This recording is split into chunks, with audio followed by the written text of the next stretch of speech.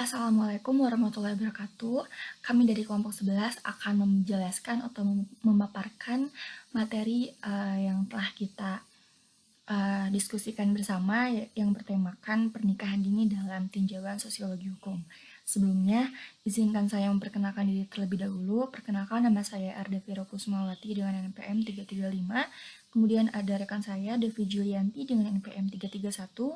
Yang ketiga ada Salsa Bilatika Kusvita dengan NPM 343. Dan yang terakhir ada Salma Maulida dengan NPM 349.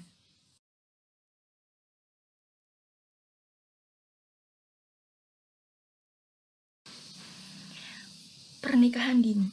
Di Asia Tenggara, Indonesia merupakan negara dengan kasus pernikahan dini terbanyak kedua setelah Kamboja dan peringkat ke-8 di dunia. Hal ini sangat mengkhawatirkan mengingat pemerintah telah mengatur dengan jelas batas minimal perkawinan menjadi 19 tahun dan memperketat aturan dispensasi perkawinan dalam Undang-Undang Nomor 16 Tahun 2019 tentang perkawinan. Secara umum, pernikahan dini yaitu merupakan institusi agung untuk mengikat dua insan lawan jenis yang masih remaja dalam satu ikatan keluarga.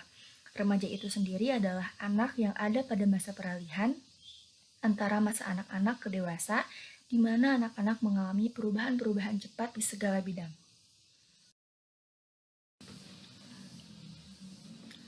Selanjutnya ada faktor dari pernikahan dini. Yang pertama ada faktor keluarga atau faktor orang tua yang memilih menikahkan anak mereka karena merasa khawatir anaknya akan melakukan perbuatan zina selama berpacaran yang dapat menemukan aib bagi keluarga mereka. Yang kedua ada faktor ekonomi, biasanya terjadi ketika sang wanita berasal dari keluarga yang kurang mampu secara ekonomi, sehingga orang tuanya memilih untuk menikahkan anak mereka dengan pria yang sudah mapan agar sang anak memperoleh kehidupan yang lebih baik dan beban orang tua berkurang. Selanjutnya ada faktor pendidikan, kurangnya sosialisasi terhadap orang tua atau masyarakat yang berada di daerah seperti pedesaan dan anak yang tidak memiliki akses untuk menempuh pendidikan wajib 12 tahun, sehingga dirinya tidak masalah jika dinikahkan di usia dini dan beranggapan bahwa hal tersebut adalah hal yang wajar. Yang keempat ada faktor media massa dan internet. Di zaman sekarang sangat mudah banget bagi semua orang untuk mengakses informasi dari internet. Jika seorang remaja tidak berhati-hati, dirinya dapat terjatuh dalam pergaulan bebas yang dimulai dari rasa penasaran setelah melihat atau membaca informasi yang ia peroleh dari media sosial. Yang kelima ada faktor hamil di luar nikah. Faktor ini timbul sebagai salah satu akibat dari media massa dan internet. Yang keenam ada faktor adat. Faktor adat mengharuskan anak-anak menikah di usia yang masih kurang atau masih dini dikarenakan itu sebagai adat mereka yang secara turun-menurun dari nenek moyangnya. Selanjutnya, Undang-Undang Perkawinan. Undang-undang mengenai perkawinan diatur dalam Undang-Undang Nomor 1 Tahun 1974 yang diubah menjadi Undang-Undang Nomor 16 Tahun 2019. Nah, apakah Undang-Undang Nomor 1 Tahun 1974 tentang perkawinan membolehkan perkawinan anak di bawah umur? Jawabannya, di dalam Undang-Undang Nomor 1 Tahun 1974 tentang perkawinan Pasal 7 Ayat 1, perkawinan hanya diizinkan jika pihak pria sudah mencapai umur 19 tahun dan pihak wanita sudah mencapai umur 16 tahun. Pasal 6 Ayat 2, untuk melangsungkan perkawinan seseorang yang belum mencapai umur 21 tahun harus mendapat izin kedua orang tua, maka pernikahan di bawah umur tidak sesuai dengan undang-undang yang berlaku tersebut.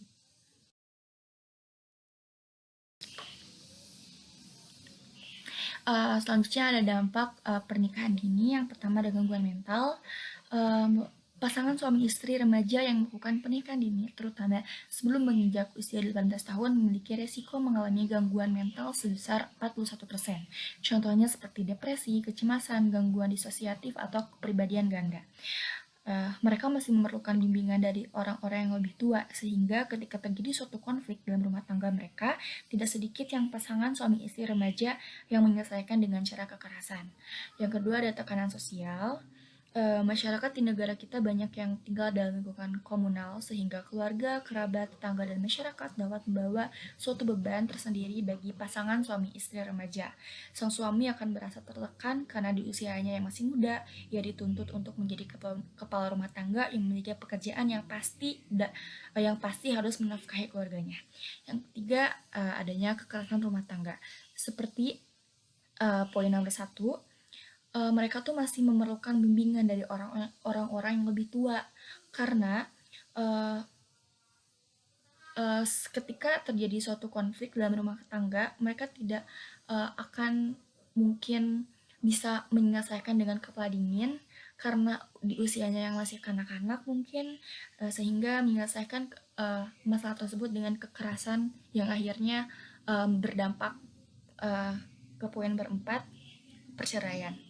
Karena perceraian terjadi akibat kekerasan dalam rumah tangga atau uh, sang istri dan suami tidak benar-benar betul memahami apa itu pernikahan. Nah, kemudian ini ada diagram pernikahan dini. Seperti yang kalian ketahui, Jawa Timur jadi provinsi dengan kasus pernikahan dini terbanyak. 5 provinsi dengan jumlah pernikahan dini terbanyak 2022 dari usia 7 sampai 15 tahun. Selanjutnya ada dispensasi perkawinan anak melonjak sejak pandemi.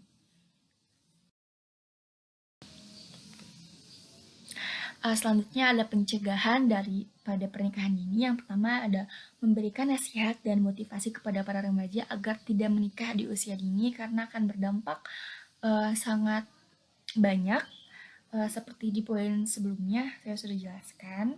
Yang kedua ada orang tua tuh harus lebih memperhatikan anaknya agar tidak terjerumus dan agar anaknya tidak ingin menikah di usia yang masih belia. Yang ketiga ada memberikan edukasi dan sosialisasi tentang pernikahan dini, bahwa setelah pernikahan tuh ada kehidupan lagi setelah menikah dan pernikahan tuh tidak selamanya indah. Itu juga harus kita berikan edukasi kepada anak-anak yang ingin mencoba menikah di usia yang masih tidak cukup atau menikah di usia dini. Nah, jadi kesimpulan dari materi yang telah saya jelaskan tadi, pernikahan dini merupakan sebuah pernikahan yang di mana wanita dan pria belum cukup umur menikah dikarenakan keadaan yang memaksa mereka untuk melakukan hal tersebut. Dan ketika mereka belum benar-benar siap akan hal tersebut yang bisa menimbulkan masalah-masalah baru bagi dirinya dan sekitarnya, seperti gangguan mental, tekanan sosial, kekerasan dalam rumah tangga, hingga akhirnya akan uh, adanya perceraian. Terima kasih.